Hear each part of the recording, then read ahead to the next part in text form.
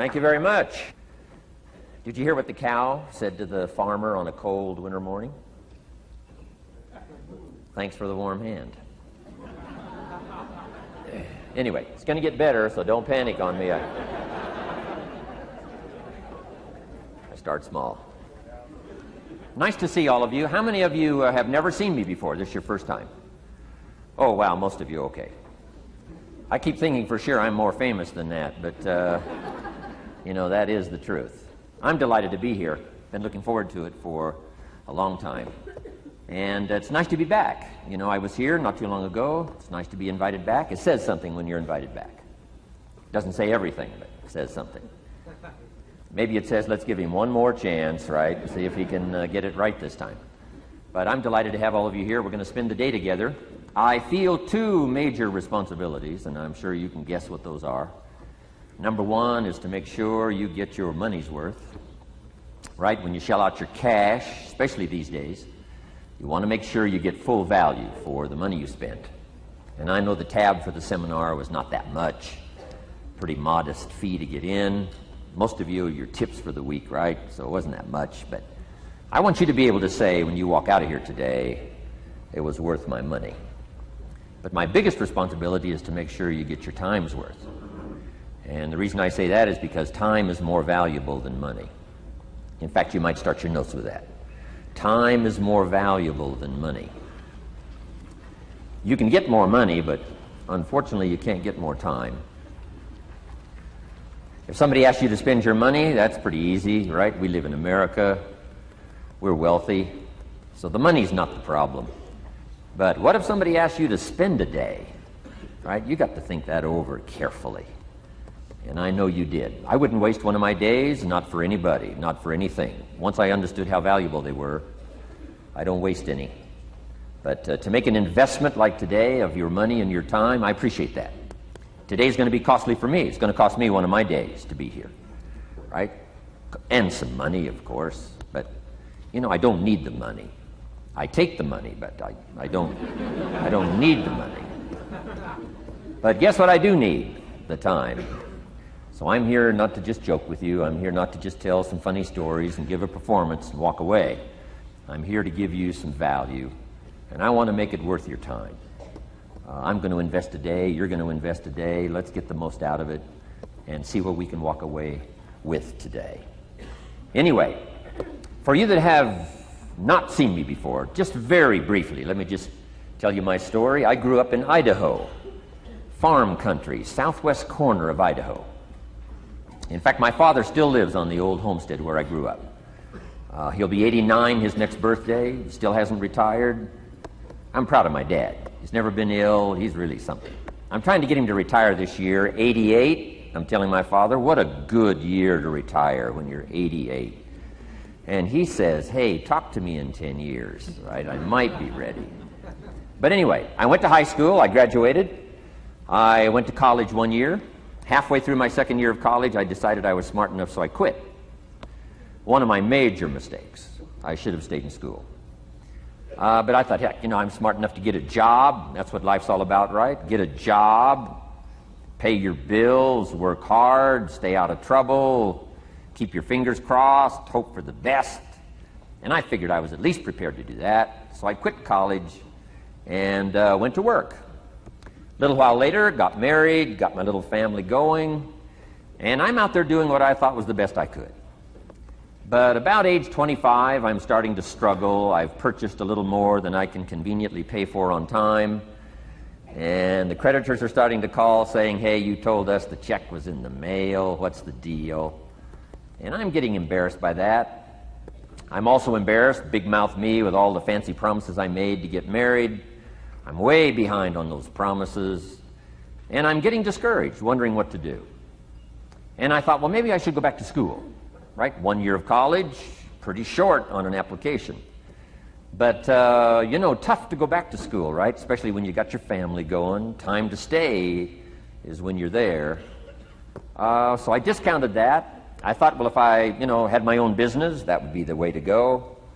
But, you know, I'm short on money, too much month at the end of the money. If you've ever been there, that's where I was, age 25. So I had to discount that, and I'm discouraged, wondering, where do I go from here? And then the miracle happened for me. Good fortune came my way. And who can explain good fortune? I don't know. Remarkable things that happen to you at a particular time. Sometimes it's just unexplainable how those things happen. One of my friends says, well, hey, things don't just happen. Things happen just. Another good note for your notes. Things don't just happen. Things happen just. And maybe that's it. I don't know. I'm an amateur on life, I guess like most of us are, trying to figure it out, how to make it valuable. But I was ready. And my good fortune was, at age 25, I met a very wealthy man. His name was Mr. Shoaff, Mr. Earl Shoaff. A friend of mine had gone to work for him, and he started telling me about this man. He said, you got to meet this man I've gone to work for. He's wealthy, but he's easy to talk to. And he's got a unique philosophy of life. And the more he kept talking about this man, I thought, well, I've got to meet this man. So sure enough, shortly after that, I had a chance to meet this remarkable wealthy man, and I was impressed. He was wealthy. Sure enough, he was easy to talk to. I was so intrigued, within a few minutes, I said to myself, if I could be like him, farm boy from Idaho, if I could be like him, I'd give anything. And then I thought, if I could just get around somebody like him, and if he would teach me what to do, I would be willing to learn. I'm coachable. And that was my good fortune. A few months later, this wealthy man that I met, Mr. Shoaff, took a liking to me, hired me, gave me a job. I went to work for him. And I spent the next 5 years in his employ. And then, unfortunately, he died at the end of that period, at age 49. His last 5 years, but the first 5 years of my new life, I got to spend with this remarkable man, and my dream came true. He coached me. He taught me. He taught me the books to read. He taught me the disciplines. He taught me the changes to make in my language and personality.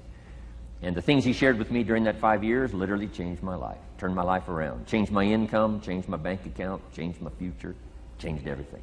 I've never been the same since that unique experience. And I wish he was still alive today, Mr. Shoaff. I'm sure if he was alive today, especially after this seminar, Idaho Farm Boy makes it to Dallas, Fort Worth, full house, standing room only. Pretty awesome, I'm sure. If he was alive, I'd be calling him today saying, you won't believe what's happening to me. I've had a chance now to share with other people what you shared with me. But anyway, how I got here. 30 plus years ago, I was living in Beverly Hills, California. And one day a friend of mine, businessman friend, said, Jim, I'd like to have you come and share your story with my service club that I belong to, the Rotary Club. He said, I know your story, Idaho Farm Boy makes it to Beverly Hills. But he said, I think my club members would love to hear your story. He said, if I arranged one of our breakfast meetings, would you come tell your story? Just share a few thoughts. I said, okay. So I agreed to go give this breakfast talk. And guess what? They liked it. And my telephone rang. I got another call saying, we heard you've given your story and shared some ideas. Would you come talk to our club? First thing I know, I'm starting to devote a piece of my business time to giving these talks. And then one day, a businessman who'd heard my talk, I think 2 or 3 times, approached me and said, would you come and share that story and some thoughts with my management and salespeople? I said, I got this little company going. And he said, if you'd come tell your story to my organization, he said, I'd be happy to pay you. And I thought, wow, wouldn't that be something? So I agreed to go do it, and I got paid. Little did I know, another fortune was waiting for me to translate my ideas into talks and speeches and seminars. Now I've written some books. It's on cassette tape. Now I get to travel around the world. Last year I was in Japan and Israel, Spain, Mexico, Australia, New Zealand, France, Germany, Canada, and now Dallas, Fort Worth. So Idaho Farm Boy gets to travel around the world and share his story, and here I am today. Anyway, it's almost too much for me to comprehend. From where I started, raised in obscurity, in a little small farm community, and now to be here today is pretty awesome for me. So anyway, that's just a little bit about my story. My story is probably more intriguing for me than it is for you, but I wanted to hear it again, so I thought I would just, bore you with it. Anyway, I don't ask you to be impressed today. I'm the one that's impressed from where I came from to have a chance. But that's the American dream, right? Come true. Chance to start from scratch, start from obscurity, start with pennies, start with nothing, and have a chance to transform your life, change your life, set your goals, and see what you can accomplish. So anyway, that's how I got here, and I'm just delighted that this day has arrived, and I truly want to make it valuable for you. Let's go to work. Here's what I hope you'll find out of this seminar today for your notes. Here's what I hope you'll find. Number one, sincerity. Above all else today, I hope you'll find me sincere. Best place for people to start to communicate is sincerity on both sides. I'm sure you're sincere or you wouldn't be here today, right? To spend this kind of money, to spend this kind of time, roll up your sleeves today, go to work like I am, and get this message. You've got to be sincere. So I assume you're sincere. Now I want you to see me sincere. But I've got a good note for you to make. Sincerity is not a test of truth. Important note to make. Sincerity is not a test of truth. We must not make the mistake of saying he must be right, he's so sincere. That would be a mistake. And here's why. It's possible to be sincerely wrong. So we don't mistake sincerity for truth, right? Sincerity is only a test of sincerity. Truth has to yet be tested by truth, okay? But hopefully you will find me sincere and truthful. Next, a combination of things I hope you'll find here today. Ideas plus inspiration. Ideas plus inspiration. Ideas, business ideas and social ideas and personal ideas. We all need ideas, right? How to have a good day ideas, how to have a good year ideas, how to have your best year ever ideas, good health ideas, personal relationship ideas, how to deal with your family ideas, sales management ideas, financial freedom for the future ideas. We all need good ideas. So today, I hope you gather up by notes and by what you can remember a lot of ideas. I want to share as many with you as I possibly can in the time constraints we have. Today is going to go very rapidly. I used to think a day like this was a long day. Found out it's a pretty short day. But I'm going to go as fast as I can, share with you as many ideas as I possibly can. And here's why. Ideas can be life-changing. Ideas can be life-changing. And sometimes all you need is just one more in a series of good ideas. It's like dialing the numbers into the lock, right? You got 5 or 6 numbers dialed into the lock. The lock still won't come open, but you don't need 5 or 6 more numbers. Maybe you just need one more, and maybe a seminar like this could do it. A sermon could do it. The lyrics from a song could do it. The dialogue from a movie could do it.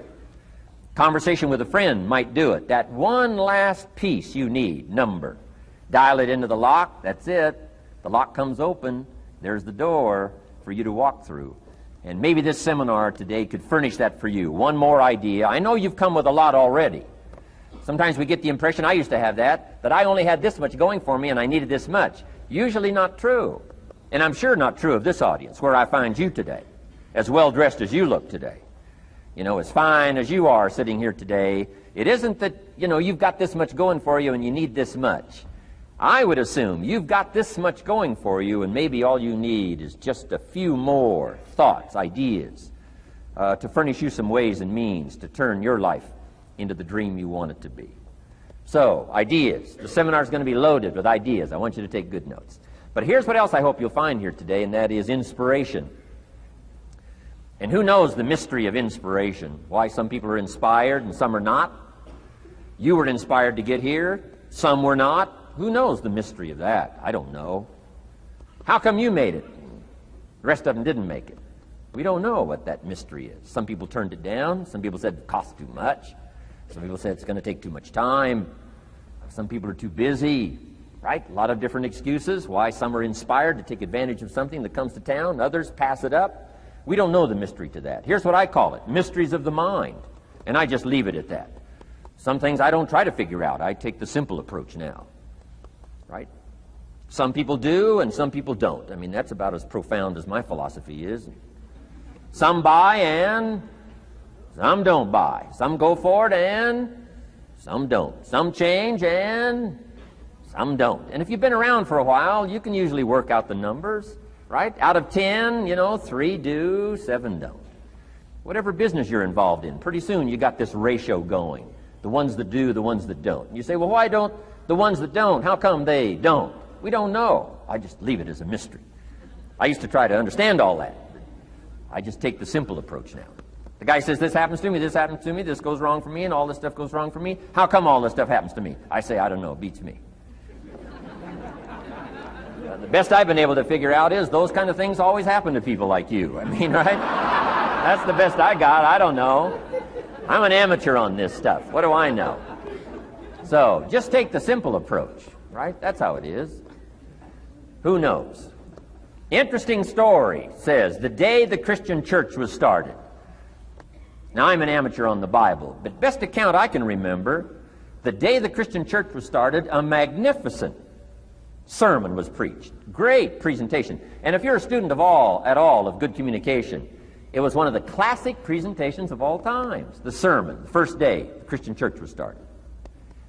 And it said this sermon, this presentation was given to a multitude, meaning a lot of people. But it was interesting, as the account gives us, the record, it says, when the sermon was finished, there was a variety of reaction to the same sermon. Isn't that fascinating? I find it fascinating.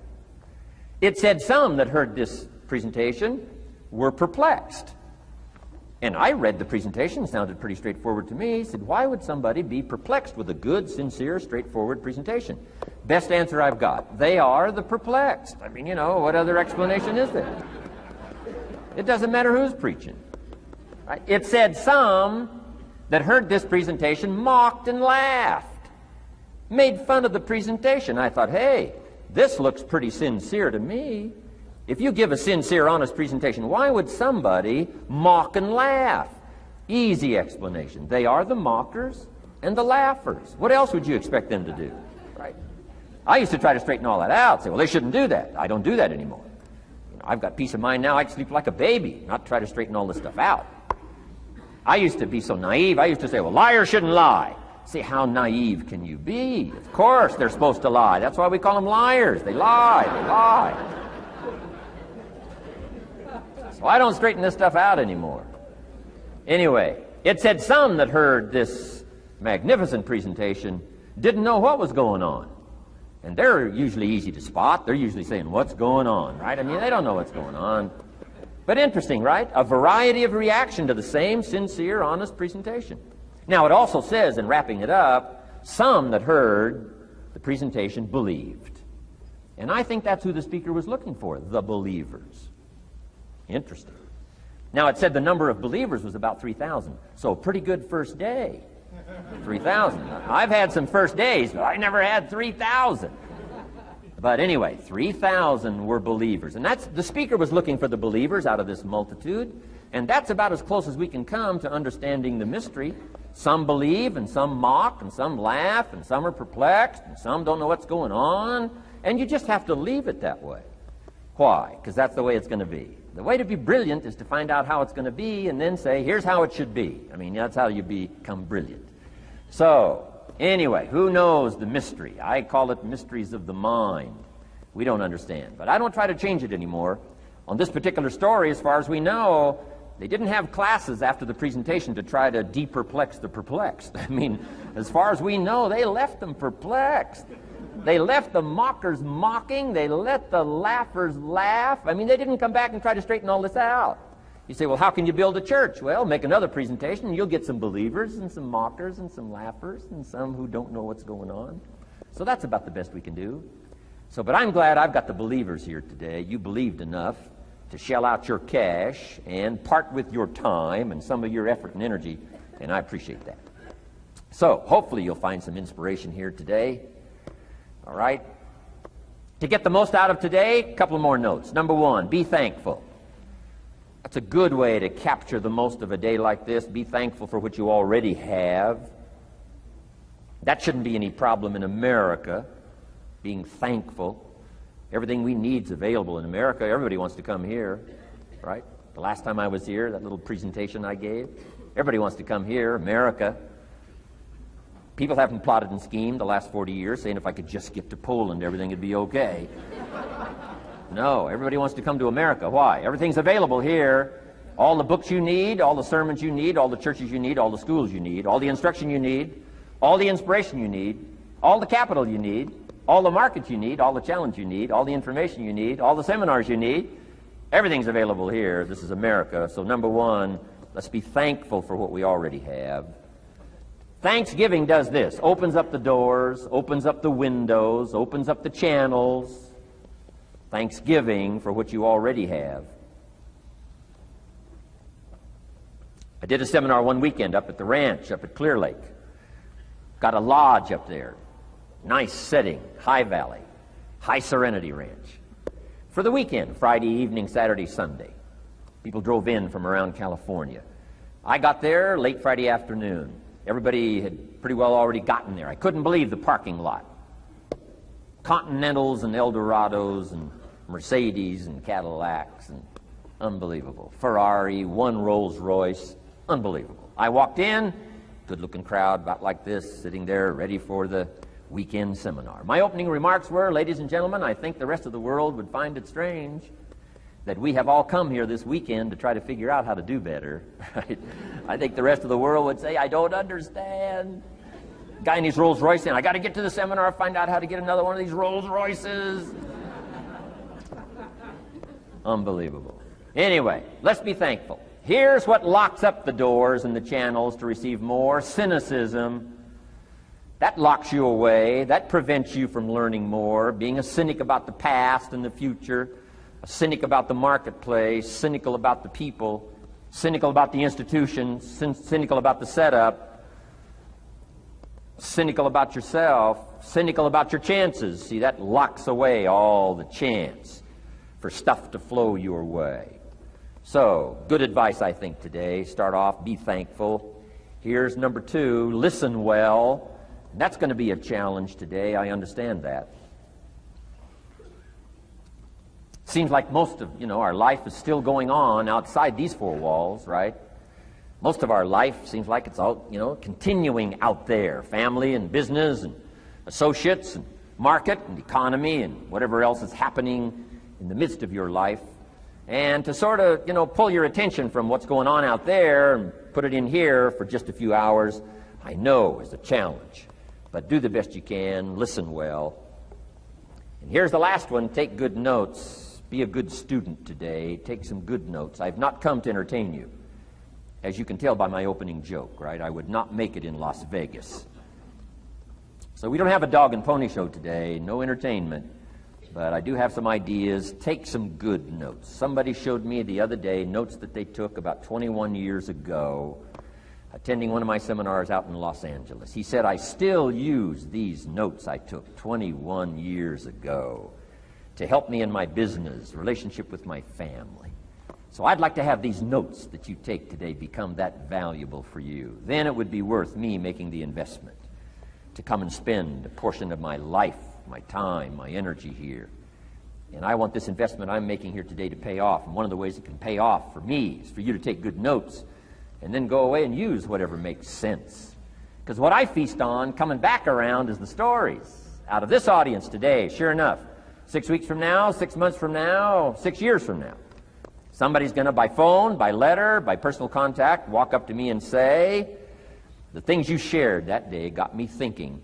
And I started making some changes, and let me tell you what's happened to my business, let me tell you what's happened to my sales career, let me tell you what's happened to my relationship with my family. See, that'll make it worth it for me. Not the money, the return, something you can't buy with money. If somebody says, thank you for touching my life and taking the time to make the investment. And that's what I'm all about. So if you'll become a good student today. And here's the last note. Don't be a follower, be a student. You'll be happy to know today we haven't come seeking disciples. We've got no movement for you to join. I'm just here to share some of my experiences, good ideas, best I can. But I think that's good advice. Don't be a follower, be a student, right? Take advice but not orders. Take information, but don't let somebody, order your life. Make sure what you do is the product of your own conclusion. Excellent note to make. Make sure what you do is the product of your own conclusion. Not to do what someone else says. Take what someone else says, process it, think about it, ponder it. If it makes you wonder, if it makes you think, then it's valuable. Then when you go take action, make sure that the action is not what somebody told you to do. Make sure the action is the product of your own conclusion.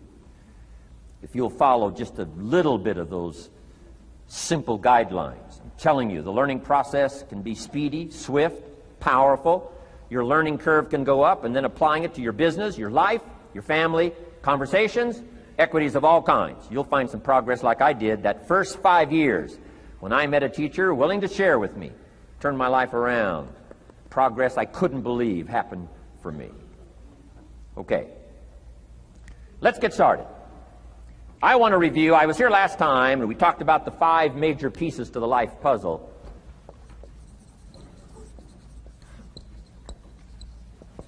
And I just want to review those because it lays such a good foundation for all the rest that I want to share with you today. We got a lot of subjects to cover, so we're going to go rather swiftly, okay?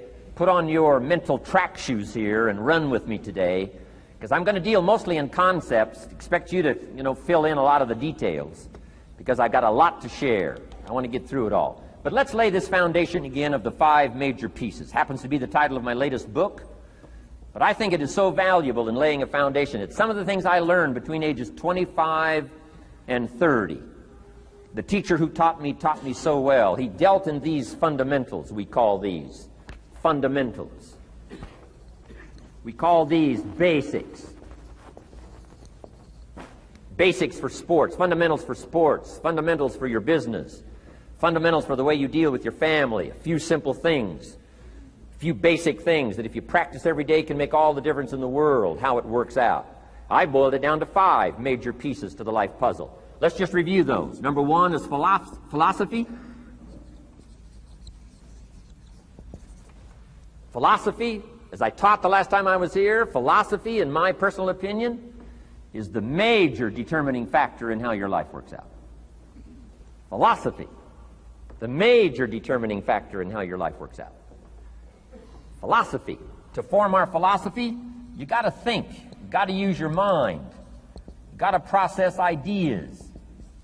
And this whole process over a lifetime, starting way back here when we were children, schools that we've attended, our parents, our experiences, all this stuff that we've processed by the thinking process helps to develop our philosophy. And in my opinion, each person's personal philosophy is the major factor in how your life works out. Here's what I called it in that last presentation when I was here. It's called the set of the sail. Each person's personal philosophy is like the set of the sail. Now, I used to think it was circumstances that ordered my life. If someone would have asked me at age 25, Mr. Rohn, how come you're not doing well? Pennies in your pocket, creditors calling, nothing in the bank, behind on your promises to your family, you live in America, 25 years old, got a beautiful family, every reason to do well, and things are not going that well for you. What is wrong here? It would not have occurred to me to blame my philosophy. I mean, it would not have occurred to me. Saying, well, I got this lousy philosophy, and that's how come I got pennies in my pocket and nothing in the bank, and things aren't working well. That would not have occurred to me. I found it much easier to blame the government. Much easier to blame the tax problem. I used to say taxes are too high. Top tax rate when I first started paying taxes, 91%. Back then, when your income reached a certain level, all your income over that, 91%. So I used to say that's too high. Now, the top tax rate's about 33%. But people are still saying what? Taxes are too. See, but you can't use that anymore. If it's gone from 91 to 33, how could it be too high? Come on. I threw all that old excuse stuff away. Some people found it, though, and they're using it these days. My old list. I used to blame the traffic, the weather, used to blame circumstances, right? People say I'm too tall, I'm too short, I'm too old, I was raised in obscurity, raised on a farm, parents of modest means, all the stuff. If you were to ask me, how come you find yourself here, Mr. Rohn, age 25, living in America, land of abundance and opportunity, pennies, zero in the bank, not doing well, creditors calling, it would not have occurred to me to blame my philosophy. I found it easier to blame the company policy. I used to say, if this is all they pay, how do they expect you to do well? So I figured that, my future was going to be tied to what everybody else was arranging, the economy and, right, interest rates. I used to say things cost too much. That was my whole explanation, not my philosophy, until my teacher taught me better that this is where the problem was, my own personal philosophy. Here's what's exciting about each person's personal philosophy. That's what makes us different than dogs and animals and birds and cats and spiders and alligators. That's what makes us different than all other life forms. The ability to think, the ability to use your mind, the ability to process ideas, and not just operate by instinct. In the winter, I'm telling you, the goose can only fly south. What if south doesn't look too good? Tough luck. It can only fly south. But see, human beings are not like a goose, can only fly south. I mean, you can turn around, go north, you can go east, you can go west, you can order the entire process of your own life.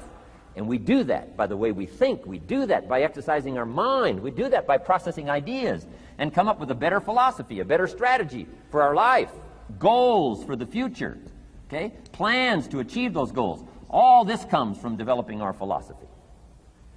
Philosophy helps us to process what's available. Well, when we get here, we got seed, and we got soil, and we got some rain, and we've got some what? Sunshine, and we've got some seasons, and what? The miracle of life. Now, the key is, what do you do with all this stuff? How do you turn all this stuff that's available here into equity, and promise, and lifestyle, and dreams, and future possibilities? All of this that's possible now with human beings, how do you take all this stuff and turn it into this equities and values? Well, it starts with philosophy. What is the seed? What is the soil? What is the sunshine? What is the rain? Is it possible to take some of each of all the stuff that's available and turn it into food, and turn it into value, and turn it into nourishment, and turn it into something spectacular and unique that no other life form can do? And the answer is yes. But you cannot deal with all this stuff and what to do with it unless you start refining your philosophy. Think, use your mind, come up with ideas, and strengthen your philosophy. So the seed and the soil and the rain and the sunshine, this is called, the economy and the banks and the money and the schools and everything that's available out there, processing information, what to do with all that, and turn it into equity and value. That is the major challenge of life, my personal opinion. So each person's personal philosophy now is going to determine what you're going to do with seed and soil and sunshine and rain and miracle, the change of seasons. That's it. My personal opinion. Each person's personal philosophy is like the set of the sail. That's what this seminar is for today. Help you to trim a better sail. You don't need a better economy. You don't need better seed and soil. In fact, when it comes to seed and soil and rain and sunshine and seasons and the miracle of life, that's all you got. Now, what if you blame this stuff? Then you're blaming all you got. If you blame the economy, and you blame the schools, and you blame the teachers, and you blame the sermons and the preachers, and you blame, the marketplace, and you blame the company and company policy, what else is there? When some people get through with their blame list, there isn't nothing else. That's all there is. And if you blame the only thing you've got to work with, I'm telling you, it's called mistake colossal in not understanding that that's all you've got to work with. And if this is all you've got to work with, then you don't change the seed, and you don't change the soil, and you don't change the rain, and you don't change the sunshine, you don't change the seasons. Right? Guy says, I'll take 3 springs, 4 summers, 9 falls, no winters. No, you can't fool with this stuff. You got to take it like it comes. Then what do you change to make your life work well? You got to start with your philosophy. Guess what I had to do at age 25 in order to change my own future? I had to change my mind. I had to change my thinking. I had to change my philosophy. I was messed up on what was causing my problem. And once I got that straightened out, that all the stuff I blamed, the government and taxes and the marketplace and the economy and things cost too much, negative relatives, cynical neighbors, once I got rid of that and started going for where the real problem was, which was me, I'm telling you, my life exploded into change. My bank account changed immediately. My income changed immediately. My whole life took on a whole new look and color immediately. And the early results I got from making these philosophical changes tasted so good, I've never stopped the process from that day until this. And I'm telling you, with a little consideration of the refinement of your sail, by setting a better sail, refining your philosophy, your whole life can start to change from today on. You don't have to wait till tomorrow.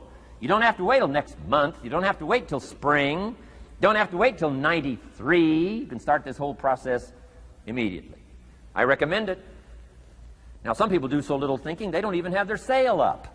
I mean, you can imagine where they're going to wind up at the end of this week, at the end of this month, at the end of this year. Now's the chance to change, process all this information. So number one is philosophy. Okay.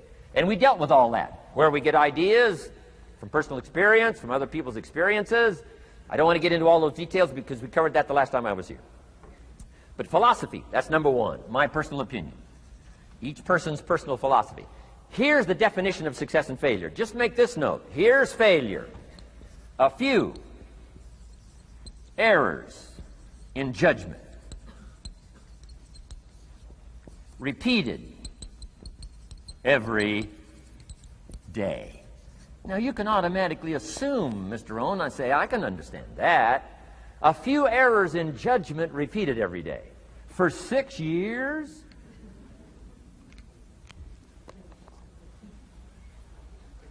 I'm with my father. I think I told this story the last time I was here. My father, 88 years old, he's never been ill, still hasn't retired.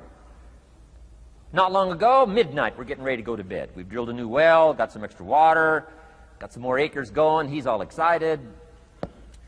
At midnight, we're getting ready to go to bed. My father's eating what he calls his midnight snack. A little bite to eat before you go to bed. Don't have to go to bed hungry. And I'm watching him eat this midnight snack. Guess what he had? An apple, a few graham crackers, and a glass of grapefruit juice. I said, no wonder my father's so healthy. My mom taught us all those good health practices. Taught me when I'm growing up, right? I'm an only child. I've never been ill. Passed the big 5-0 some time ago. My 2 daughters, 32, 33, never been ill. My grandkids, never been ill. I'm telling you, the legacy lingers on. As I watched my father have this midnight snack, suddenly occurred to me. I know that's part of it. An apple, what? A day. That's gotten to Dallas-Fort Worth, right? An apple. An apple a day keeps the doctor away. Good question for this intelligent audience. What if that's true? You say, well, Mr. Rohn, if that's true, that would be easy to do. Then what's the problem? It's easy not to do. It's easy not to adopt it as your own personal philosophy. Or the guy messed up the saying. Guy says a Hershey bar a day. Say, no. No. You've been watching too much television. It is not Hershey bar. You got to be smarter in philosophy than to fall for the Hershey bar a day when it's an apple a day. You've got to be smarter than that. And if you make that kind of an error in judgment every day for 6 years, I'm telling you, it'll accumulate into disaster. Sometimes the first year you say, well, you know, I'm so healthy now, what difference is it going to make? You've got to be smarter than that. Just because disaster doesn't fall on us at the end of the first day doesn't mean disaster isn't coming. You've got to be so smart that you look down the road and say, will the errors in my present judgment of philosophy, what's that going to cost me in 1 year, 6 years, 1 month, 6 months? I'm telling you, the money cost and the health cost and the success cost is too gigantic if you'll look down the road a little ways and say, are there errors in my current judgment like an apple versus a Hershey bar? Is that just a good illustration of some of the rest of my errors in judgment? If it is, that's where I found myself at age 25. I started working when I was 19. I met my teacher who helped turn my life around when I was 25. That's 6 years. At the end of the first 6 years of my economic life, I've got pennies in my pocket. I've got nothing in the bank. The creditors are calling saying, hey, you told us the check was in the mail. I'm embarrassed. I'm behind on my promises. I live in America. I'm a 25-year-old American male. I got a nice family, every reason to do well. And I'm messed up. Now, what's messed up? I used to think it was the community that was messed up, and the country was messed up, and the government was messed up. If those Democrats ever get in the White House, that'll really mess things up. If the Republicans stay in power, that'll really mess things up. The economy was messed up. Interest rates are messed up. I thought all this stuff was messed up. Then I found out that's not what was messed up. I was criticizing the only thing I had to work with. What was really messed up was my own personal philosophy. My own errors in judgment in my own personal philosophy brought me in 6 years to pennies in my pocket, nothing in the bank, and trying to explain why I wasn't doing well, living in America, 25-year-old American male, got a family, every reason to do well. Now, once I understood this, here's the formula for failure: errors in judgment, being lax about developing your own personal philosophy. I'm telling you, it's called accumulated disaster. It doesn't matter whether it's your health or your bank account. Guy's got an empty bank account, probably has high cholesterol. Why? Over the last 6 years, he never paid attention to either one. And it doesn't matter whether it's a dollar, or whether it's your money, or whether it's your cholesterol count. All you got to do is commit the errors, and just because disaster doesn't fall on you at the end of the first day that you don't eat an apple. You say, well, I didn't eat an apple today, and tonight I'm not ill. Well, you got to be brighter than that. Someday you got to leave first grade. The reason we make those first grade desks so small so they won't fit at age 25. I mean, right? You don't belong here anymore. Come on. Now let me give you the secret to success. The formula for failure: a few errors in judgment repeated every day for 1 month starts the weakness, starts the disaster process. You can imagine what happens in 6 years. Now here's the formula for success: a few simple disciplines practiced every day. And you've started a whole new process called a whole new life. A few simple disciplines practiced every day. And if you decide today to go for the apple instead of the Hershey bar, I'm telling you, you have begun the process of turning your life around. And if you keep up that process, not only with your health habits, but with your money habits and with your communication habits, with your sales habits and management habits and every other habit that you've got, if you'll start that process, eliminate the errors and replace it with disciplines practiced, I'm telling you, you can start this process of life change immediately. After today, you don't ever have to be the same again. Only by choice. You don't have to walk out of here the same as you walked in today. Only by choice. You can start a whole new process. And you say, well, Mr. Rohn, is it that simple? Yes, it's that simple. Where else would you start but with an apple? You don't have to start with something staggering. What if you should be walking around the block for your good health and you don't? What'll that do in 6 years? I'm telling you, the word is disaster. You could and you should and you don't. Here's an even stronger word. You won't. I mean, don't might mean you're careless. Won't probably means you're stubborn. And either one's called disaster. Could, should, don't. I'm telling you, that's why at the end of 6 years, I found myself with pennies in my pocket, nothing in the bank, creditors calling. Could, should, won't. Could, should, don't is called disaster. Now, how do you change all that? The next 6 years, I got rich. The next 6 years, I became a millionaire. By the time I'm 31, I'm a millionaire. How about that? You say, well, Mr. Rohn, what happened? Well, strangely enough, during that second 6 years of my economic life, the government was about the same.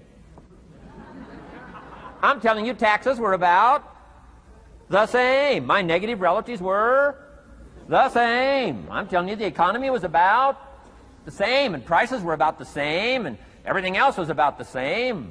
Circumstances were about the same. Then how come I got rich? How come I totally changed my life? I was not the same. Somebody says, well, what did you go to work on to do all that? I started with my philosophy. I started amending my errors by doing some better thinking, changing my mind, coming up with ideas that I didn't have before I met my teacher. And once that whole process started for me, I'm telling you, I changed my whole life. Within a 6-year period, I was never the same. And I've kept up that process all these years. One of the reasons why I'm here is to continue my craft. I don't want the day to come someday somebody says, you should have heard Jim Rohn 10 years ago when he was really terrific. Guess what I want people to say? I heard him 10 years ago, but you should hear him now. I'm telling you the man works on his craft. I'm telling you the man's done some extra reading. I'm telling you the man doesn't miss a trick. I'm telling you he's worked hard on himself. That's why he's able to deliver like he does. The same thing can happen for you as a teenager. It can happen to you as a mother, as a father, as a business person, as a salesperson, running a business. Doesn't matter. Management, wherever you find yourself. This is the process called personal change. And what I say to start with is, start with your own philosophy. Your philosophy is going to determine whether or not you go for the disciplines or continue the errors that's called potential disaster. And everybody has it within their power.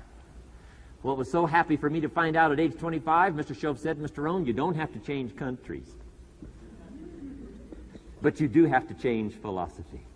And if you'll change philosophy, not country, you can turn around your income, you can turn around your bank account, you can turn around your skills, you can become capable, powerful, sophisticated, healthy, influential, all the other equities that you could possibly want out of your life, using the only stuff there is and not trying to change any of this stuff. Appreciate all of this stuff with all of its ups and downs, with all of its mystery of why it works and sometimes it doesn't work. Don't challenge this. You don't have to ask for another planet. You don't have to ask for another country. Just ask for another book. Ask for another seminar. Ask for another idea. And you can start this whole process of personal life change. Now, I could spend the whole day on philosophy, because that's where it is. If I could get you intrigued with that enough to study it, enough to ponder it, to where you would pick up the commitment like I did and say, hey, as simple as an apple a day, as simple as a walk around the block, why not start right there? If you don't start there, where else are you going to start? Might as well start where it's easy, and then go to the more complicated disciplines. Because if you can't handle the simple disciplines, how can you handle the complicated ones? Okay. Key. Philosophy. Here's number 2. I got to give these now very quickly because I got too much to cover here to linger too long. Number 1, we're affected by philosophy. First major of the 5 major pieces. Number 2 is attitude. We're affected by how we feel. First, we're affected by what we know and the decisions we make. Second, we're affected by attitude. How we feel. And I gave that quick list. Let me give it to you. It's how you feel about the past. You've got to have a good attitude about the past. Use it as a school, not a club. Don't beat yourself to death with your past. Faults, failures, losses. Let the past be a school. Harsh school maybe. What else is new? Let the past be a school master to teach you. Not to threaten you, but to teach you. Okay. Next, it's how you feel about the future. Set your goals. We'll talk a little bit about that before we finish today. Goal setting. The promise of the future is an awesome force to affect your life every day. Without a future well designed, we take hesitant steps. And all you have to have is hesitant steps for 6 years. You'll be timid, driven into a corner, not boldly willing to go and take your portion, take your share. Okay? Next, it's how you feel about everybody else. Got to have a good attitude about everybody else, because it takes everybody else to make a market. One person doesn't make a family. One person doesn't make a business. One person doesn't make a corporation. One person doesn't make a community. One person doesn't make a nation. It takes all of us to make a dynamic economy, a nation second to none. It takes all of us to make the churches and make the economy run. It takes all of us to make the possibilities. All the gifts that have flowed in here the last 200 years, unprecedented in 6,500 years of recorded history. There's been nothing like it. The ethnic streams that have flowed in here brought their gifts, brought their talent, brought their skills, brought their inventions, brought their work ethic. All of it mixed together is called America. Been nothing like it in 6,500 years. And to miss the value of it by some, warped attitude about it, I'm telling you, you've missed it all. And if you have an appreciation for it all, you'll draw from it. And if you draw from all the gifts that have been blended together here for 200 years, now for your value and benefit, think of what you can do for your days, for your business, for your conversation, for your equities. You can transform it to an incredible degree. And here's the last one. It's how you feel about yourself. Understanding self-worth is the beginning of progress. Self-worth should be easy. If one of us can do it, all of us can do it. If anybody can think it, we all can think it. I can read, you can read. I can understand, you can understand. From where I came from, the few simple things I did and tried revolutionized my life in 5 years. There isn't anybody here that can't do it. Change from pennies to fortune. Change from nothing to something. Change from broke to rich. Anybody in this room can do it. If any of us can do it, we all can do it. That's the kind of value you should place on yourself. If Jim Rohn can understand it, I can understand it. If he can read, I can read. If he can find it, I can find it. If he can change, I can change. If he can get it done, I can get it done. That's the attitude about yourself. So valuable. Okay? Now, in transforming our lives, we don't start with attitude. We don't start with the inspiration here. We start with education. Somebody says, well, I expected you just come get motivated today. Well, that probably won't do it. Somebody says, by now we should be standing on the chairs, waving a flag, singing the old gray mare. Get going here. No, that's not where you start. Life change does not start with inspiration. Life change starts with education. You've got to be educated to the point of where you might have messed up. My teacher put it in blunt, simple language. He only went to the 9th grade in school, so he put it in simple language I could understand. He said, Mr. Rohn, after 6 years living in America, healthy American male, 25 years old, been working 6 years, 1 year of college, pennies in your pocket, nothing in the bank, behind on your promises.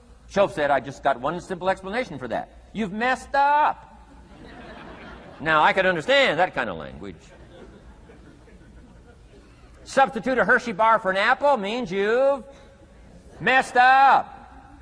Should walk around the block, could walk around the block, won't walk around the block. You have messed up. And all you got to go is right down through the list.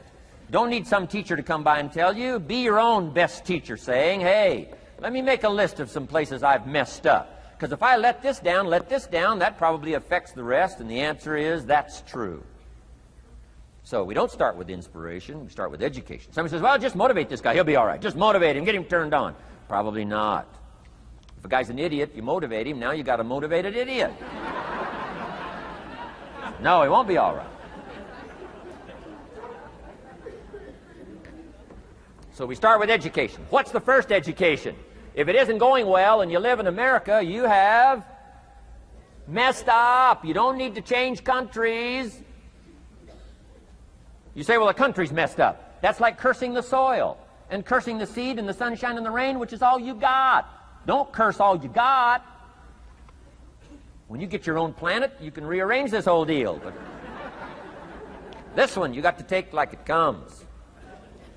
So number 2 was attitude. Here was number 3, activity. This is the work part, the labor part. Taking action. And the activity is the miracle working piece. A miracle being something we don't quite understand how it works doesn't mean it doesn't work. It means we just don't quite understand how it works. Miracles work. God says. Now, I'm an amateur on God, but here's my best analysis. God says, if you'll plant the seed, I'll make the tree. Now, that's a good arrangement. Number 1, gives God the tough end of the deal. What if you had to make the tree? That'd keep you up late night trying to figure out, how do you make a tree?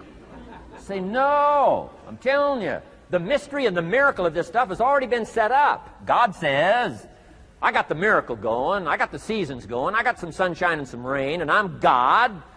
But the way I've arranged that, I just need somebody to plant the seed, not chant.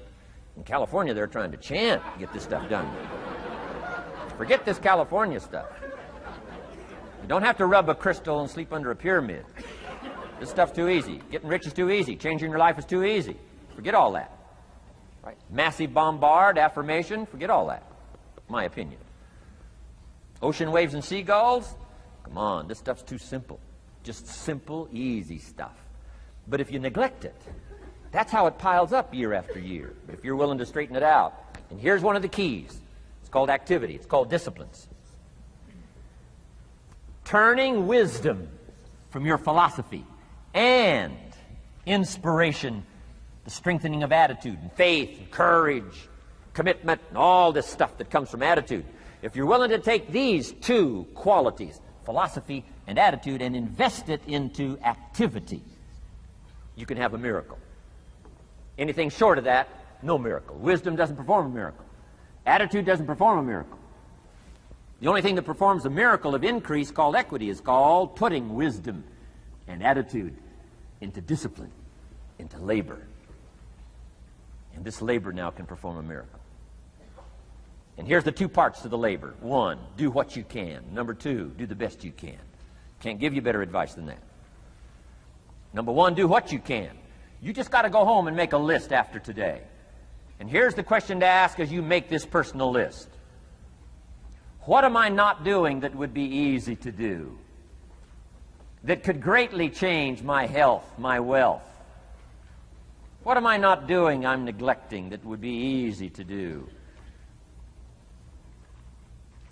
Just go home and answer that question personally. You don't have to put the answers on a public bulletin board. This is just all personal stuff. From the walk around the block to the apple to what to do with your money, which we're going to cover today. What does a child do with $1? We're going to cover that today. Errors in judgment, disaster. Few simple disciplines, wealth beyond imagination. And if you'll pick up the activity part, the miracle working part, plant the seed part, take care of your part. The soil will take care of its part, and the seed will take care of its part. The seasons will take care of their part. The miracle will take care of its part. If you'll take care of your part, called putting it into activity, action. Works miracles. 2,000 years ago, on April 13th, one of Jesus' disciples. Now again, I'm an amateur on the Bible, but best as I can remember it, one of Jesus' disciples said to Jesus, "It's time to pay our taxes and we don't have any money." That's how come I know it was about April 13th.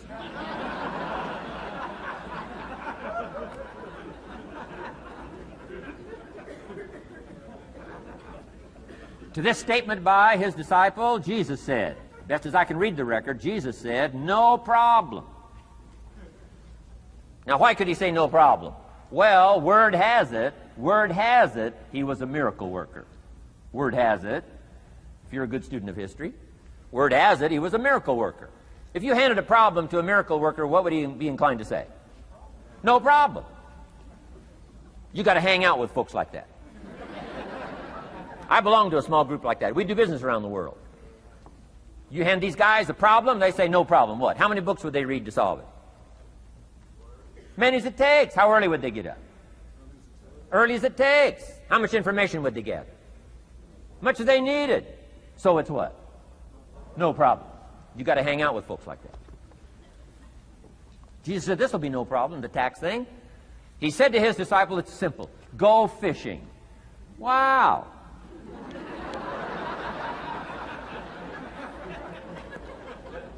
Now that was easy for this particular disciple. His name was Peter. And Peter was a fisherman. How clever. How clever. But here's the real problem. If you should fish, and you could fish, and you don't fish, you got no miracle. You could change, you should change, you won't change. That's called accumulated disaster. In 6 years, you'll be explaining instead of celebrating. Having some ragged list like I had, reasons for not doing well, pennies in my pocket. Could, should, don't, disaster. And if you'll just start the process of change, could, should, and will, you can start this whole process. And if you will, then put it into action. The miracle belongs to you. Jesus said to his disciple, it'll be simple. Go fishing, and the first fish you catch, look in his mouth. Peter said, okay. He was used to strange things happening in this relationship. Peter goes fishing, catches the first fish, looks in his mouth. Guess what's in the fish's mouth? Coins. Peter says, wow, coins. Starts counting the value of these coins, and when he adds it up, guess how much it added up to? Exactly enough money to pay his taxes and Jesus' taxes. Which gives you Jesus' position on taxes.